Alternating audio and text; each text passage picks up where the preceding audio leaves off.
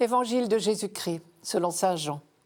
En ce temps-là, il y eut un mariage à Cana de Galilée.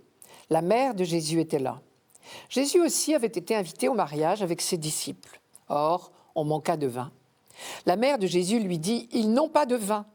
Jésus lui répond « Femme, que me veux-tu ?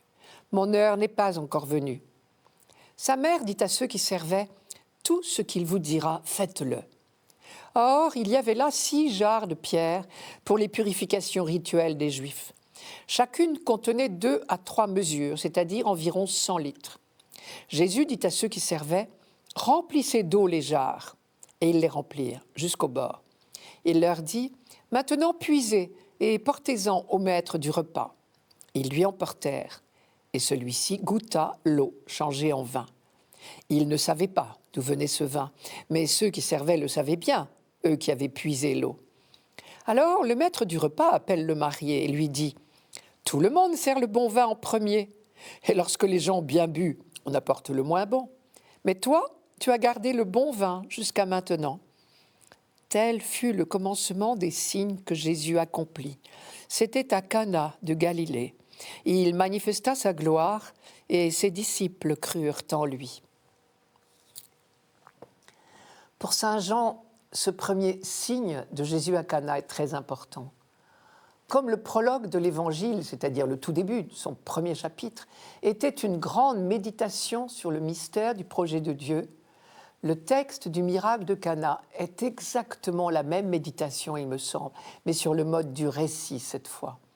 Comme si ces 2 textes, au début de l'Évangile, devaient nous introduire à la compréhension de tout ce qui va suivre. Je vous propose donc de lire le récit des noces de Cana à la lumière du prologue. Qu'y a-t-il eu entre les 2 ? Des événements qui composent ce que l'on appelle la semaine inaugurale de la vie publique de Jésus. Elle commence auprès de Jean-Baptiste, au bord du Jourdain, où des pharisiens sont venus l'interroger sur sa mission. Et déjà, Jean-Baptiste annonçait la venue de Jésus. Le lendemain, Jean-Baptiste a la joie de voir Jésus lui-même venir vers lui. Et il reconnaît en lui le Fils de Dieu, celui qui baptise dans l'Esprit Saint. Le lendemain encore, nouvelle rencontre au bord de l'eau. Cette fois, ce sont 2 disciples de Jean-Baptiste qui se détachent de son groupe pour suivre Jésus. Et celui-ci les invite à passer la soirée auprès de lui. Le jour suivant, Jésus part en Galilée, accompagné déjà de quelques disciples.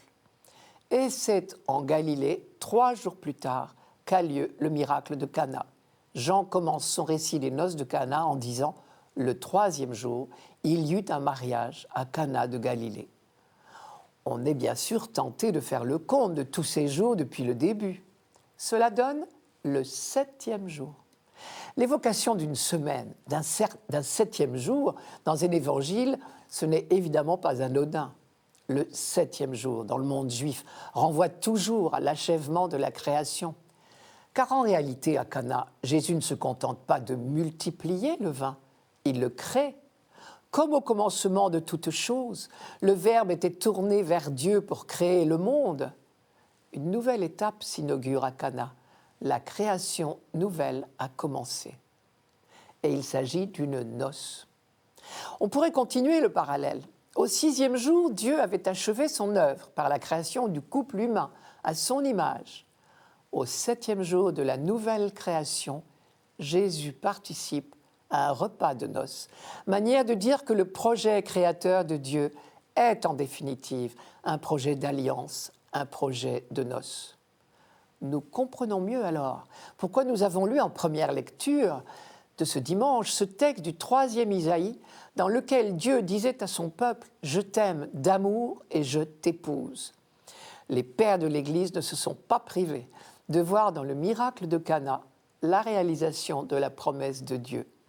La fête des noces de Dieu avec l'humanité débute là. C'est pour cela que le mot « heure » chez Jean est si important. Il s'agit de l'heure où le projet de Dieu a été définitivement accompli en Jésus-Christ. Et c'est bien à cela que Jésus pense quand il dit à Marie « Femme, que me veux-tu ? Mon heure n'est pas encore venue. » Visiblement, ses préoccupations sont au-delà du problème matériel du manque de vin. il ne perd pas de vue sa mission, qui est d'accomplir les noces de Dieu avec l'humanité. Mais la première phrase, « Femme, que me veux-tu » reste surprenante. On a beaucoup épilogué. En réalité, dans le texte grec, c'est « Qu'y a-t-il pour toi et pour moi ?» Et en fait encore, c'est une expression habituelle en hébreu qui signifie « Tu ne peux pas comprendre, ce n'est pas ton affaire ». Jésus affronte là seul, il me semble, la grande question de sa mission. Pour accomplir cette mission concrètement, que doit-il faire? Doit-il créer du vin et ainsi manifester qu'il est le Fils de Dieu? Alors, on a peut-être ici dans l'évangile de Jean un écho du récit des tentations dans les évangiles synoptiques, ce qui expliquerait d'ailleurs la sécheresse apparente de cette phrase de Jésus à sa mère. Au désert, dans l'épisode des tentations, la question qui s'est posée à Jésus était « Qu'est-ce au juste, être fils de Dieu ?» Et le tentateur lui avait susurré « Si tu es vraiment le Fils de Dieu, maintenant que tu as faim, ordonne que ces pierres deviennent du pain. » Je remarque une chose, quand il est seul au désert, Jésus refuse de faire les miracles que lui suggère le tentateur, car il en serait le seul bénéficiaire. À Cana, au contraire, Jésus multiplie le vin de la fête pour la joie des convives, ce qui revient à dire que le Fils de Dieu ne fait de miracles que pour le bonheur des hommes.